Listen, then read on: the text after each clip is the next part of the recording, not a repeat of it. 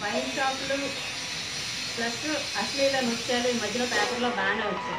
కానీ వాటి మీద స్పందించే అధికారులు మాకు కనిపించలేదు ఇంతవరకు. వైన్ షాపుల ద్వారా ప్రభుత్వాలు ప్రకటించినప్పటికీ ఎక్కడ వైన్ షాప్ చూసినా దాని ముందు ఒక గుడి, ఓ మెడికల్ షాపు, ఓ బడి కామన్గా ఉంటున్నాయి. పిల్లలు వెళ్ళే దారిలో కూడా, పిల్లలు స్కూల్కి వెళ్ళే వేలో కూడా వైన్ షాపులే ఉన్నాయి.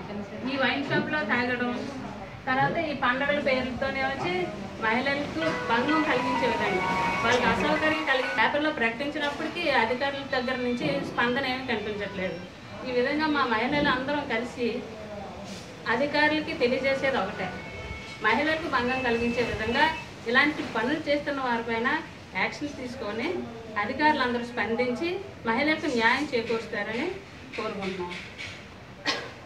పర్మిషన్ తీసుకొని, పండగ పర్మిషన్ తీసుకొని నృత్యాలు పెట్టి రాత్రి 1:30 దాకా చేయించారు. పక్కనే అధికారులు ఉన్నప్పటికీ వాళ్ళలో స్పందన లేదు. దగ్గరుండి చేయించినట్టుగా చేయించారు అవన్నీ.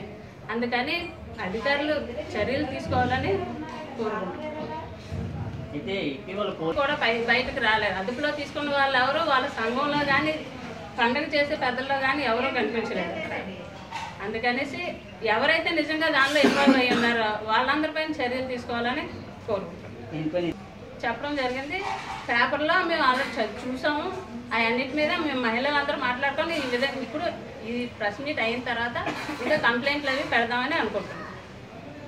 రోడ్ల జంక్షన్లో అక్కడ కల్పన వైన్ షాప్ అని, తర్వాత హాస్పిటల్, స్టీల్ ప్లాంట్ హాస్పిటల్ ముందునే ఒక బార్.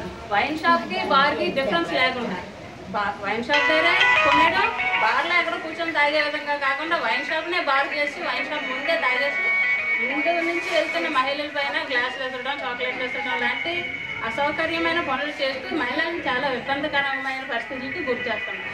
వాళ్ళందరిపైన పోలీసులు ప్లస్ అధికారులు దాని మీద చర్యలు తీసుకోవాలని నేను కోరుకుంటున్నాను.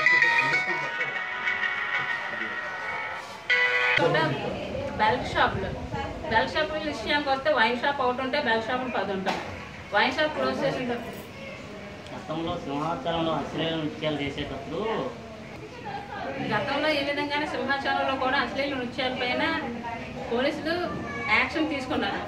ఇద్దరిని కేసులు బుక్ చేసి లోపల పెట్టారు కూడా. కానీ ఇప్పుడేమొచ్చి ఈ పెదగంటేడ మండలంలో నెల్ముక్క గ్రామంలో అశ్లీల నృత్యాలు చేశారని చెప్పి పేపర్లో వచ్చినప్పటికీ కూడా అధికారులు స్పందించలేదు. స్పందించి ఇక్కడ ఉన్న పోలీస్ అధికారుల మీద ఏ విధమైన యాక్షన్ కూడా తీసుకోలేదు.